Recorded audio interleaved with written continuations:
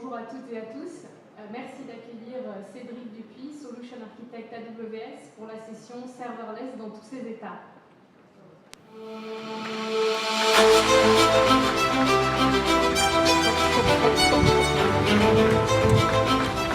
Bonjour à tous, je m'appelle Cédric Dupuis, je suis Solution Architect dans les équipes AWS en France et je vais vous parler aujourd'hui à travers cette session des approches et des architectures de type serverless.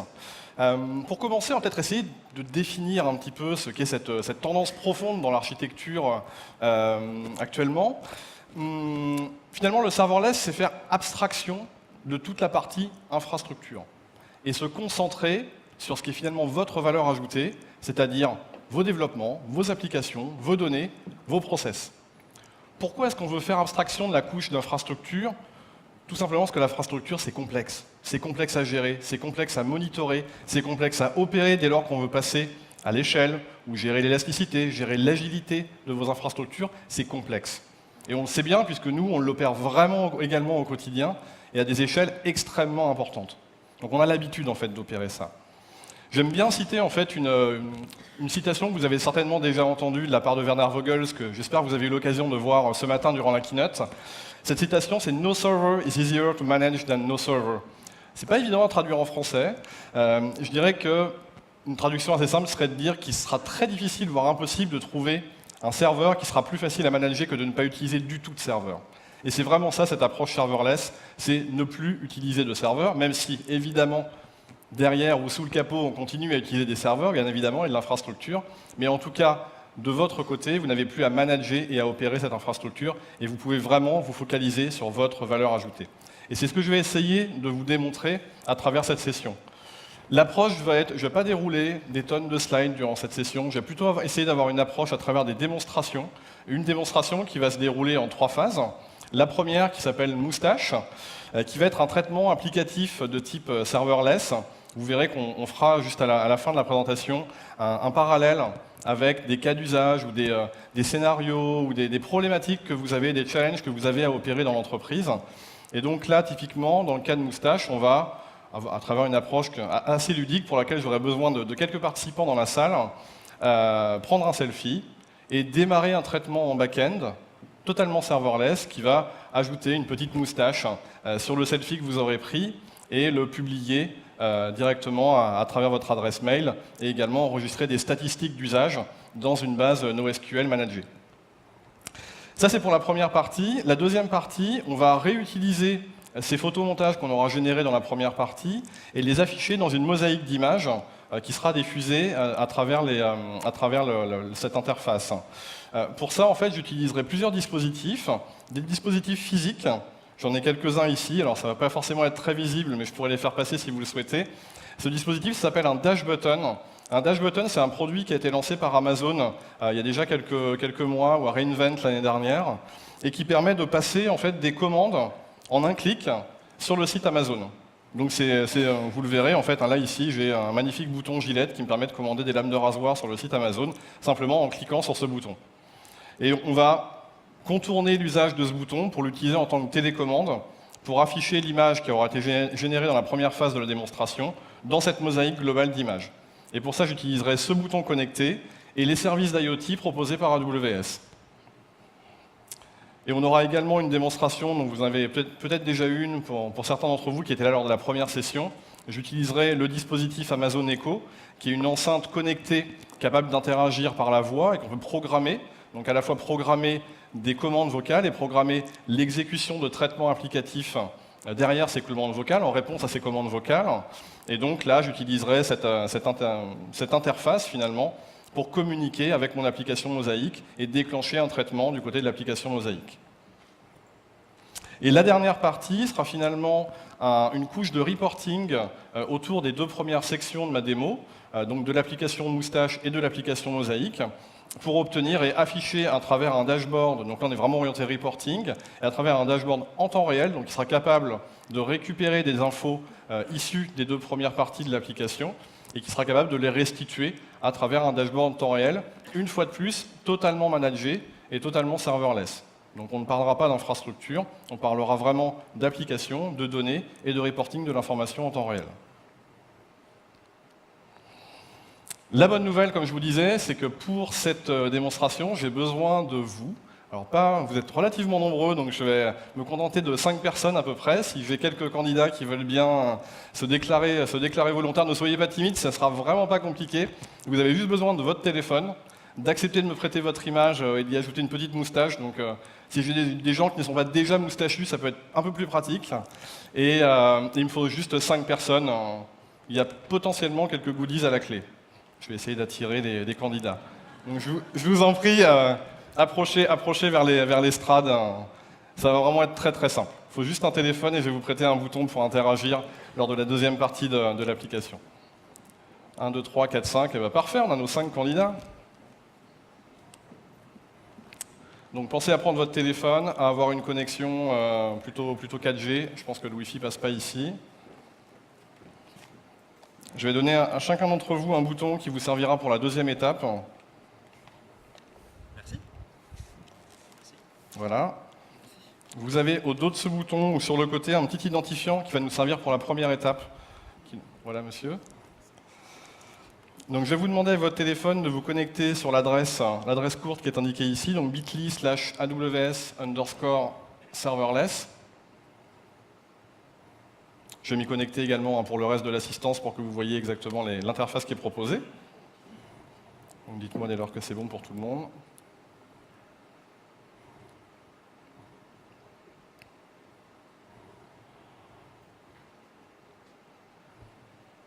Donc là, l'idée, une fois de plus, comme on est sur cette approche serverless, c'est que même la partie émergée de l'iceberg, donc cette interface graphique, ce site web accessible en responsive design à travers vos téléphones portables, il est hébergé avec une approche complètement serverless. Je vous détaillerai dans la deuxième partie de la présentation l'ensemble des architectures qu'on a utilisées et l'ensemble des services qu'on a pu utiliser pour proposer cette démonstration. Si c'est bon pour tout le monde, je vais basculer sur... Ça vient. Non, c'est pas la peine de vous enregistrer. On va le faire juste après, en fait. Je vais juste vous montrer, en fait, comment ça se déroule. Donc voilà. Ah, on ne la voit pas. Je vais passer en plein écran.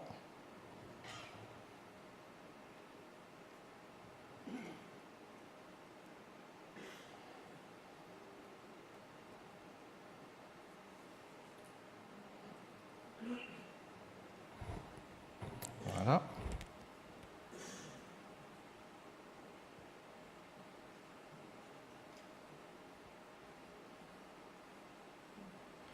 Voilà. Donc voilà l'interface qui est proposée, qui est très simple.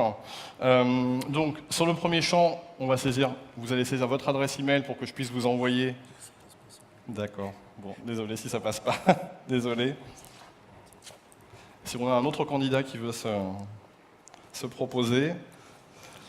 Donc, dans le premier champ, vous allez saisir votre adresse mail pour que je puisse vous envoyer un petit souvenir de cette démonstration et vous puissiez conserver votre photomontage.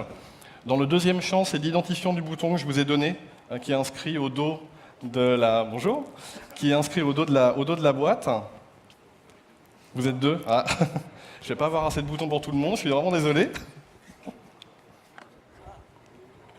Donc vous saisissez l'identifiant du bouton, donc moi j'ai le bouton numéro 1, et ensuite vous allez choisir la photo ou prendre un selfie pour ceux qui ont un téléphone portable. Vous pouvez prendre un selfie avec votre visage et l'envoyer vers l'interface. Moi je vais prendre celle-ci, qui est très bien, et je vais lancer le processus. Donc ce processus en fait va générer une nouvelle sur réception du fichier qui va être stocké dans un service qu'on appelle S3, qui est un service de stockage d'objets en ligne. On va automatiquement lancer un process, une fonction, qui va générer une nouvelle photo sur la base de l'image que vous avez transmise et faire une modification, une retouche de cette photo pour ajouter une image et un petit logo AWS. On va également avoir, dans le cadre de ce process, un enregistrement des statistiques, donc simplement enregistrer l'adresse mail, l'identifiant du bouton et le chemin vers l'image qui a été générée. Ainsi que dans la dernière étape, l'envoi d'un mail pour vous restituer le photomontage.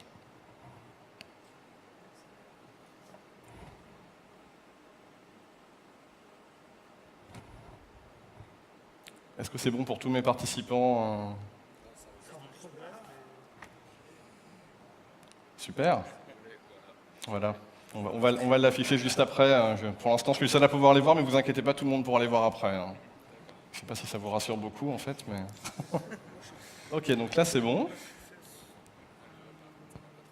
Ah, elle est un peu lourde en fait, cette image. Donc ça prend un petit peu de temps. Là c'est bon, là c'est bon. Ça c'est pas très bien positionné, mais ça ira.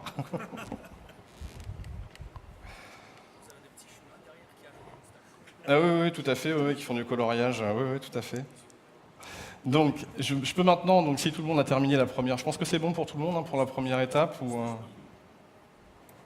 c'est encore en cours de chargement, c'est pas grave. Je vais lancer la deuxième étape, c'est pas grave le temps que ça se termine. Donc, dans la deuxième étape, qui s'appelle Mosaïque, j'ai une interface web qui va me permettre d'afficher tous les photomontages qui ont été générés dans la première étape.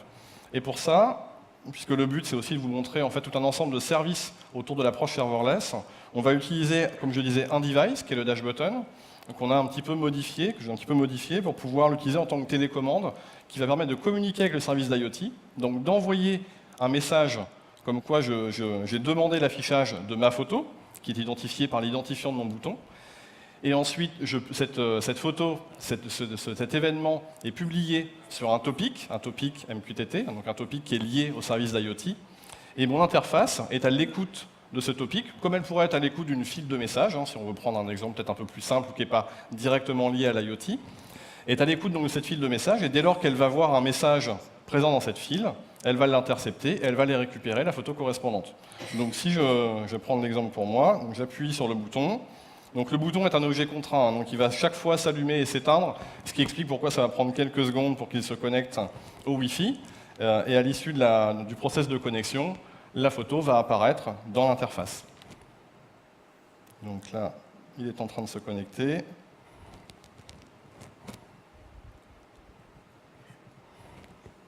Ah, et donc je vois qu'il y en a qui sont en train de le faire en même temps que moi.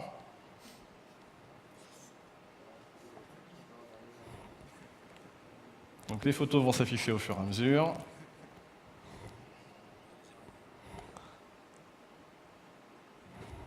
Donc, je ne sais pas si c'est bon pour les autres. Ah.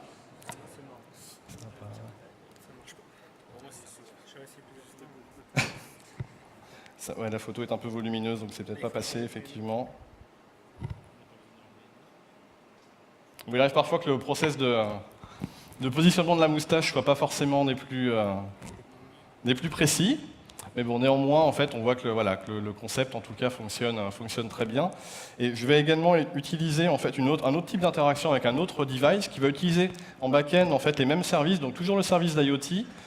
Et donc, à travers Alexa, dont vous a parlé Julien, si vous étiez présent à la première session, on va pouvoir déclencher des traitements vocaux et lancer un back-end, un traitement applicatif derrière, que vous pouvez programmer très facilement à travers un environnement de développement qui s'appelle Alexa, et qui vous permet de définir en fait en entrée les événements qui vont déclencher le traitement, c'est-à-dire une phrase ou une phrase particulière, et ensuite de décrire votre traitement à travers un langage de développement en fait complètement standard. Hein, donc il y a plusieurs langages qui sont disponibles, du Node.js, du Java, etc., et qui vont permettre d'implémenter en fait les traitements. Donc ça peut vous permettre de communiquer avec énormément d'éléments en fait, aussi différents que des lampes connectées ou des éléments de communication dans la maison, mais également, vous pouvez imaginer, en fait, il y a beaucoup de constructeurs automobiles qui travaillent sur le sujet aujourd'hui pour avoir des possibilités pour commander ou pour interagir avec la voiture par la voix.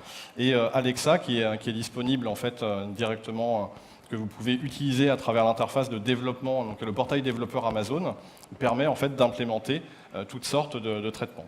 Donc là, je vais lancer.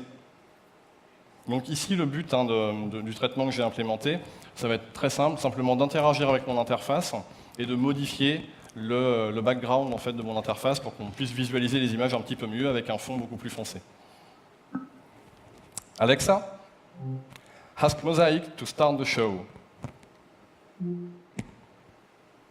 Okay, let's turn off the lights. I hope you'll enjoy the show. Donc vous pouvez implémenter en fait avec Alexa, je vais laisser la musique se terminer. Voilà.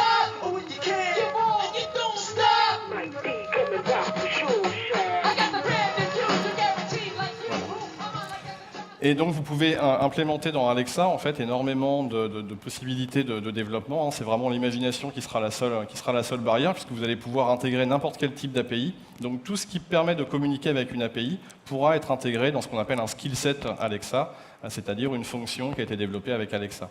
Donc ici, qu'est-ce que j'ai réalisé pour pouvoir changer le background de mon interface graphique? J'ai publié, de la même façon que pour afficher les images, j'ai publié un message dans un autre topic IoT, et j'intercepte en fait ce message toujours via des WebSockets avec mon interface graphique pour changer le background de mon interface. Donc merci à tous pour votre participation. Je pense qu'on peut vous applaudir. Et dans la dernière partie, qui est la partie analytique, je vais utiliser en fait les données que j'ai pu collecter sur les deux premières parties de ma démonstration, donc la partie moustache, la partie mosaïque. J'ai enregistré en fait les statistiques d'usage dans une base de données NoSQL qui s'appelle DynamoDB, qui est une base qui est complètement managée. Et je vais pouvoir récupérer en fait des événements sur toutes les modifications qui ont lieu sur cette base. Donc dès lors que vous allez publier un nouvel item, une nouvelle ligne dans cette table, ou alors supprimer une ligne, ou mettre à jour une ligne, vous allez pouvoir automatiquement récupérer un événement, et sur la base de cet événement, lancer un traitement serverless. Donc là, mon traitement, il consiste à aller alimenter un moteur de recherche Elasticsearch. On a aussi un service en fait, qui permet de faire de l'Elasticsearch complètement managé, avec une stack standard, donc Elasticsearch, Logstash, Kibana, qui sont des outils qui sont vraiment très très utilisés dans le monde du reporting, également du monitoring applicatif. Et à travers ça, je vais être capable de faire évoluer mes dashboards en temps réel. Donc là, je les ai intégrés. Donc Kibana permet de définir les dashboards, de définir les données en entrée de ces dashboards. Et ensuite, je viens alimenter ces données au fil de l'eau, donc en fonction des nouveaux éléments que je vais ajouter dans ma base. Et mon dashboard va automatiquement être capable de se rafraîchir. Donc là, je vais définir un rafraîchissement tous les 5 secondes. Et toutes les 5 secondes, je vais pouvoir voir s'incrémenter les différents boutons sur lesquels on a cliqué donc à travers la deuxième phase de la présentation, et également le compte global avec le nombre de fois où on a cliqué sur des boutons. De la même façon, donc là, c'était, pardon, autant pour moi, la première partie, c'était le nombre d'images qui ont été téléchargées, et la deuxième partie, c'est les différents boutons sur lesquels on a pu être amené à cliquer, et le nombre total. Donc là, c'est un exemple volontairement très simple, mais je vous invite également à suivre sur la session qui va suivre, où on aura une présentation des services plus détaillée des services d'IoT. Vous verrez également qu'on peut faire très facilement de la géolocalisation et présenter des rapports de géolocalisation à travers Kibana. Donc, je vais revenir sur mes slides pour vous montrer un petit peu, ouvrir un petit peu le capot, si je puis me permettre, de ces différentes démonstrations, et vous montrer un petit peu ce qu'il y a derrière. La promesse de base, c'était qu'il n'y a pas à gérer l'infrastructure, on est sur une approche complètement serverless. Donc comment j'ai architecturé les différentes phases de ma démonstration? La première partie, c'était la partie moustache, où on envoyait un fichier, et sur réception du fichier, on déclenche le traitement d'ajout de photomontage. Donc pour ça, toute la partie émergée, en fait, donc tout mon site web est intégralement déposé sur S3. Donc S3, c'est un service, c'est le service historique d'AWS, et c'est un service qui permet très basiquement de stocker des objets sur le web avec une très forte durabilité. Vous êtes certain en fait de ne pas perdre vos fichiers, donc ça c'est vraiment un point important lorsqu'on veut stocker des données. Mais il y a également un certain nombre de fonctionnalités autour d'S3 qui vont permettre de l'utiliser comme un serveur web, mais comme un serveur web sur lequel vous n'avez rien à manager, qui est scalable quasiment à l'infini, et sur lequel vous avez simplement à déposer l'arborescence de votre site web, donc un site web statique par définition, vos fichiers HTML, vos CSS, vos JavaScript, vos images. Mais bien évidemment, aujourd'hui, avec du JavaScript, on peut complètement venir dynamiser ce site web, et c'est ce que j'ai fait dans mon approche avec Moustache. Donc ça, c'est pour la première partie. J'ai simplement copié-collé, c'est aussi simple que ça, l'arborescence de mon site sur S3. Et j'ai simplement derrière activé cet environnement S3 comme étant un site web statique, ce qui vous donne derrière une URL d'accès que vous pouvez mapper avec vos noms de domaine, avec un CDN, etc., etc.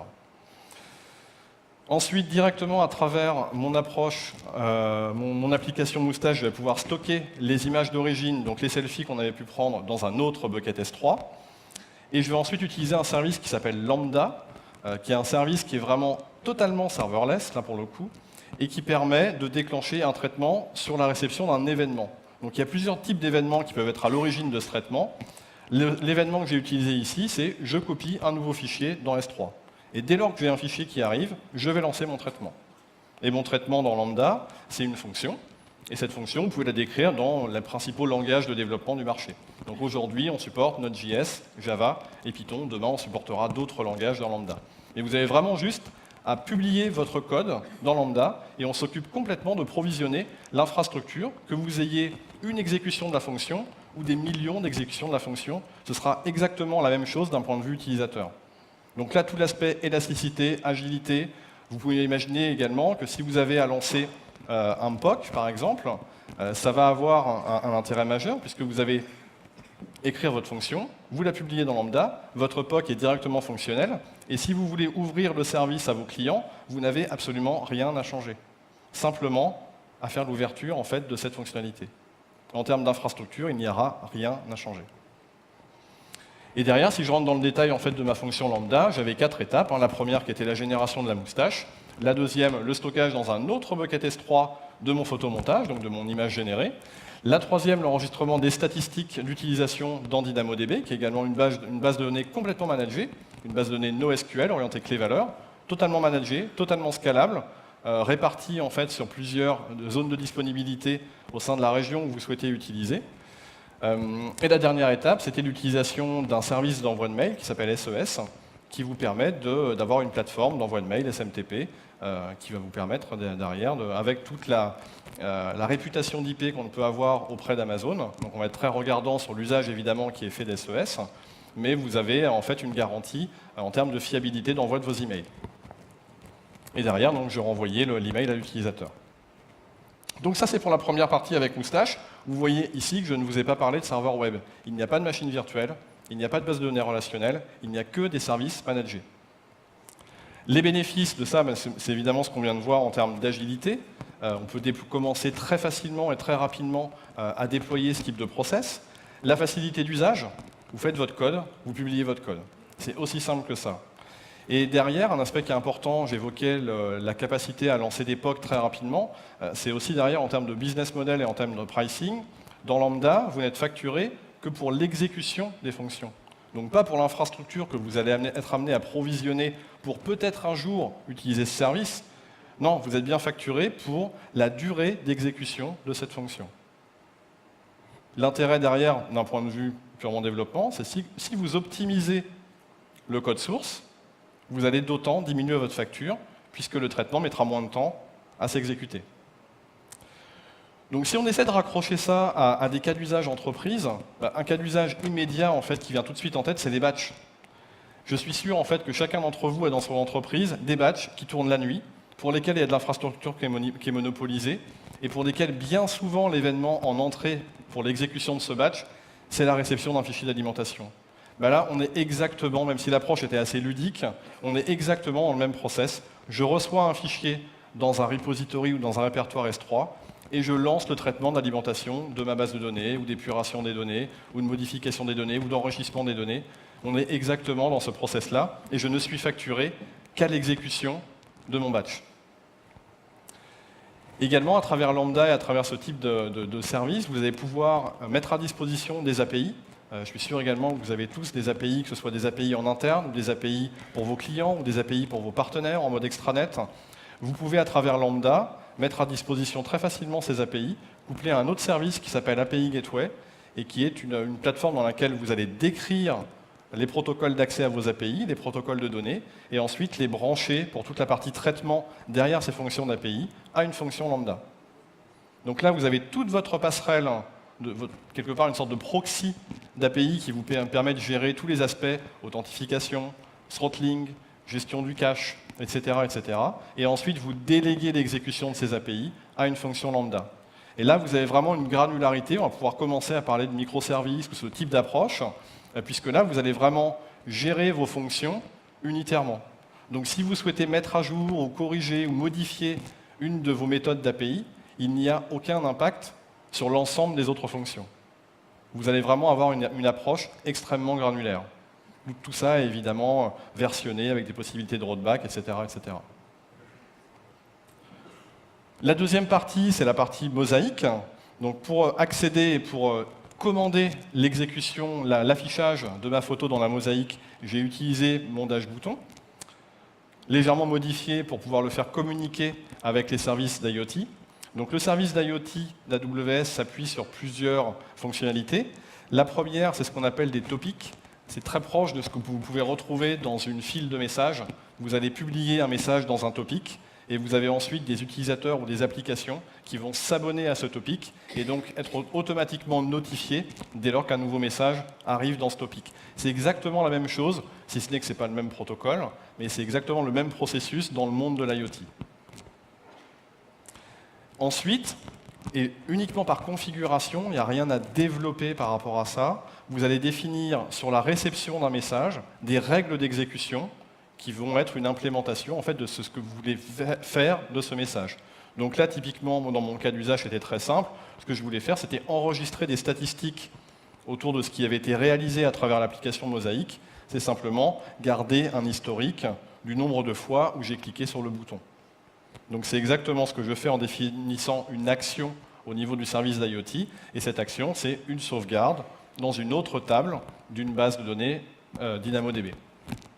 Donc là, une fois de plus, pas d'infrastructure, même pas de développement en fait, dans cette partie-là, puisque vous avez déjà des actions prédéfinies qui sont fournies avec le service d'IoT et qui vous permettent automatiquement d'aller alimenter votre base de données NoSQL. Même principe avec l'Echo, avec le dispositif Echo. J'ai programmé à travers un skill set Alexa, c'est-à-dire ça se présente exactement comme une fonction dans Lambda, mais avec un canevas un petit peu particulier, puisque l'événement que je vais recevoir, ce n'est pas juste un fichier qui a été ajouté dans S3, c'est une commande vocale qui a été envoyée, avec éventuellement un contexte d'exécution. On peut passer des variables dans cette commande vocale, et je vais pouvoir les recevoir directement dans ma fonction lambda, et ensuite implémenter un traitement au sein de ma fonction lambda. Donc ça, c'est vraiment du code, comme vous avez l'habitude de le faire sur n'importe quel serveur web ou serveur d'application. Et donc de la même façon, j'allais alimenter un autre topic dans mon service d'IoT pour simplement enregistrer le fait que j'avais demandé à Echo et à Alexa d'allumer ou d'éteindre mon écran et de lancer la petite musique que vous avez entendue tout à l'heure. C'est également des choses qu'on peut configurer à travers un skill set Alexa. Pour la partie émergée de l'iceberg, qui était l'interface web Mosaic, exactement le même processus que sur la première partie. L'ensemble de l'interface graphique et donc de toute la partie HTML, CSS, JavaScript, images, etc. est intégralement stocké sur S3 et exposé à travers une URL. Et mon code source, en fait, pour se mettre à l'écoute des messages qui avaient été publiés dans mon topic MQTT, initialisait très simplement une connexion WebSocket vers ce topic et du coup était automatiquement notifié. Et après, il n'y a plus qu'à coder en fait, en quelques lignes de JavaScript le traitement que vous voulez exécuter derrière, en l'occurrence dans mon cas d'usage Mosaic, soit l'affichage de l'image du photomontage, soit le passage de mon background d'écran en noir. Les bénéfices, une fois de plus, c'est surtout dans ce cas-là la scalabilité, puisque quand on commence à parler d'IoT, je vous invite à rester dans cette salle d'ailleurs, à l'issue de ma présentation, il y aura aussi une présentation sur l'IoT. Là, on parle vraiment de scalabilité, puisqu'on commence à parler de millions d'objets en fait, qui vont être répartis, que ce soit dans les maisons, que ce soit dans l'industrie, dans les usines, etc., pour remonter des métriques diverses et variées et être capable de traiter ces métriques. Là, on est vraiment sur une échelle qui est extrêmement importante. Donc tout cet aspect scalabilité va être extrêmement important également, sauf qu'il va être parfois compliqué d'être capable d'anticiper finalement le succès que va avoir votre approche autour de l'IoT, définir votre business model, anticiper le nombre de devices que vous allez fournir à vos utilisateurs, à vos clients en interne, etc. etc. Et donc provisionner le back-end applicatif qui sera capable de collecter les métriques et de traiter les métriques. Là, on est vraiment sur une approche où on va automatiquement s'adapter par rapport à l'usage qui sera réellement fait. La modularité, puisque là, on est vraiment sur une approche, comme je vous le disais dans le service d'IoT, on est plutôt sur de la configuration que sur du développement. On va définir des messages en entrée, on va définir des règles de traitement de ces messages, et on va définir des actions de traitement de ces messages. Il y a d'autres fonctionnalités dans le service d'IoT qui seront traitées dans la session qui interviendra juste après la mienne. et également le coût d'usage, puisque de la même façon qu'avec Lambda, vous allez être facturé au nombre d'exécutions des fonctions, dans le service d'IoT, vous allez être facturé au nombre de messages qui seront réellement traités et au nombre de règles que vous allez configurer. Donc vous avez une fois de plus l'approche où vous pouvez très facilement, très rapidement lancer des POC, et par la suite, ces POC deviennent très facilement, elles sont finalement plutôt des avant-projets que des POC, puisque vous pouvez conserver exactement la même configuration, la même approche, pour passer ces prototypes en production. Donc les cas d'usage, c'est tout l'univers des objets connectés, que ce soit dans la maison, que ce soit dans l'entreprise, que ce soit pour la gestion de remontée d'informations issues de capteurs, etc. etc. Là, c'est vraiment l'imagination est presque la seule limite qu'on peut avoir aujourd'hui dans ce monde de l'IoT. Et également, on travaille beaucoup également avec beaucoup d'entreprises sur tout ce qui est maintenance préventive et prédictive. Donc typiquement, on va récolter de la donnée issue des machines et être capable de définir automatiquement et d'avoir un apprentissage autour des patterns de panne pour pouvoir anticiper les pannes. Donc ça, en fait, on va être capable aussi de coupler d'autres services de machine learning, par exemple, qui vont être capables d'apprendre au fur et à mesure et de détecter, d'identifier des patterns qui, à la fin, aboutissent à une panne d'un matériel particulier. Donc ça, c'est des choses également sur lesquelles on travaille et qui ont un impact financier, là, pour le coup, qui est vraiment important, puisque ça peut, par exemple, éviter d'arrêter une chaîne de production. Donc on est vraiment sur ces aspects-là aujourd'hui. Sur la dernière partie, la partie d'analytique, j'avais en entrée en fait mes données qui étaient présentes dans 2 bases de données NoSQL du service DynamoDB. Et vous avez une fonction dans DynamoDB qui va vous permettre de capturer, donc d'avoir une approche quasiment transactionnelle finalement, où vous allez événementielle, où vous allez capturer tous les événements qui interviennent sur une table de votre base. Donc typiquement les événements, c'est j'ajoute une ligne, je modifie une ligne, je supprime une ligne. Et là, vous allez être capable, donc à travers une fonctionnalité qui s'appelle les streams dans DynamoDB, de capturer ces événements et de définir des logiques applicatives en réponse à ces événements. Donc typiquement, vous allez pouvoir dire je veux avoir un process de batch qui, tous les 100, 10, 1000 nouveaux éléments ajoutés à ma table, va déclencher un traitement. Donc là, c'est exactement ce que je fais dans cet exemple avec Analytics. Moi, je vais utiliser une stack Elasticsearch. Donc Elasticsearch qui est un outil bien connu dans le monde du reporting, couplé en fait à d'autres outils comme Logstash et Kibana pour la partie reporting que j'utilisais dans la démonstration. Donc on a un moteur d'indexation. Donc c'est ce que je viens alimenter à travers les streams. Dès lors que j'ai un nouvel élément dans la base, dans la table, je vais déclencher une fonction lambda qui va aller ajouter ce nouvel élément dans mon moteur d'indexation. Et automatiquement, les reportings que j'ai définis sur la base de ces données indexées, elles vont apparaître dans mon report. Donc là, on a vraiment une notion de reporting. On reste toujours sur une approche serverless, ou en tout cas managée, puisque je n'ai pas de serveur web, je n'ai pas à gérer les serveurs sur lesquels je vais avoir ma stack Elasticsearch. On est vraiment sur une notion de service. Et pour la partie émergée de l'iceberg, on retrouve le même modèle que j'utilise depuis le début de la démonstration, à savoir l'ensemble des données sont dans S3. Et donc j'ai pu intégrer donc, Kibana, qui est l'outil de reporting, vous permet d'exporter un report pour pouvoir l'intégrer dans une interface web. Et donc automatiquement, vous pouvez définir des fréquences de mise à jour donc, qui vont dépendre vraiment de votre cas d'usage et dès lors en fait, avoir un rafraîchissement automatique de ce reporting. Donc là, on est sur une approche temps réel. Je n'aime pas forcément utiliser ce mot parce qu'on n'est pas vraiment sur du temps réel, on est sur du semi-temps réel, puisqu'on est à l'échelle d'un reporting qui va se mettre à jour à l'échelle de la seconde. Voilà, on va être à peu près sur un rafraîchissement toutes les 5-10 secondes, le temps de capturer les nouveaux événements. Donc là, évidemment, l'intérêt de ça, c'est d'avoir du reporting qui soit alimenté et mis à jour le plus rapidement possible. Le but du reporting, c'est de prendre des décisions. Et pour prendre les bonnes décisions, il faut avoir l'information le plus vite possible. Et là, c'est vraiment ce qu'on va mettre en avant à travers ce type d'usage et ce type de service. Le coût d'usage, qui est également un aspect important. Donc dans le monde, en fait, dans la galaxie de gestion de la donnée, on va avoir un certain nombre de services proposés par AWS, que ce soit pour du data warehouse dans le cloud, que ce soit pour de la collecte d'informations à très grande échelle, que ce soit pour du traitement à travers des stacks standards ELK, comme j'utilisais ici. Et on va vraiment être sur des tarifs qui sont extrêmement compétitifs sur ce type de service. Donc les cas d'usage qu'on va retrouver, c'est tout ce qui concerne la BI.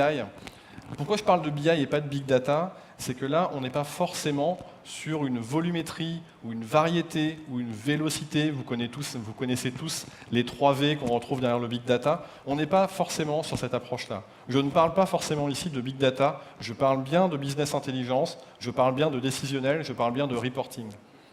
Vous ne faites peut-être pas tous du Big Data, je suis sûr que vous faites quasiment tous du reporting. Vous avez tous besoin de reports pour prendre les bonnes solutions par rapport aux data que vous collectez. Et là, c'est vraiment ce point-là qu'on adresse à travers ce type de service, en y ajoutant une double fonctionnalité, le temps réel et l'aspect managé. Donc de la même façon, même si vos données sont amenées à croître, ou la volumétrie de données est amenée à croître, vous serez toujours capable d'avoir des reports qui se mettront à jour et de collecter très efficacement cette donnée.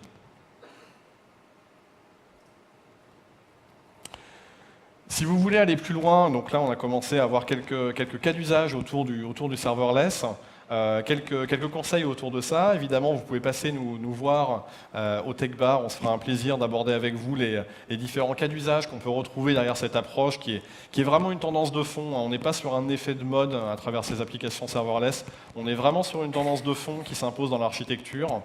On a d'ailleurs publié à ce sujet un livre blanc qui est disponible sur le site AWS et qui traite en fait des exemples d'architecture multitiers orientée serverless. Pour ceux qui sont un peu surpris par la partie zombie apocalypse, c'est une initiative en fait qui a été lancée globalement, donc mondialement, qui tourne autour du serverless et des microservices. Cette initiative va passer à Paris au mois de septembre, et donc on va animer ça sous forme d'un workshop qui dure une demi-journée. Le pitch de départ, c'est que l'humanité a été décimée par un virus. Les zombies se sont imposés face à l'humanité, et on va essayer à travers les outils serverless de restituer, de réparer les outils de communication pour que les quelques survivants qui ont réussi à survivre aux vagues de zombies puissent à nouveau communiquer entre eux et s'organiser pour améliorer la résistance face à l'ennemi. Voilà.